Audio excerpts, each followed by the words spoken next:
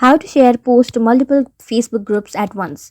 Hello everyone, welcome back to our YouTube channel. So without any further ado, let's get right into the video.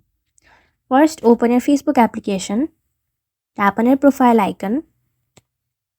Now, tap on what's on your mind, select photo or video, then simply select a photo that you want to upload.